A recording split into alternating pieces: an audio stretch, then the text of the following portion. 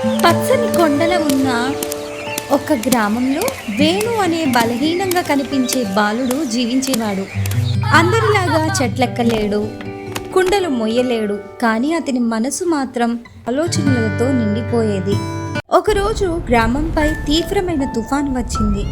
గాలులు గర్జించాయి. వేణు అందరినీ హెచ్చరించాడు. జనం అరుచుకుంటూ పరుగులు తీస్తూ కొండపైకి చేరుకున్నారు. వేణు కూడా పరిగెట్టడం మొదలెట్టాడు. కానీ వేణు తన అమ్మను, ఆ చిన్న దూడను వదిలి వెళ్ళలేడు.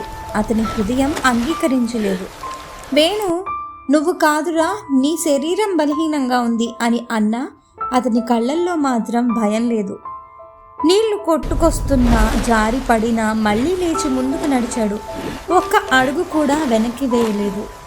ఇంత కష్టం అనిపించిన ఆ ప్రయాణం తర్వాత అతను దూడను, అమ్మను రక్షణగా కొండపైకి తీసుకొచ్చాడు.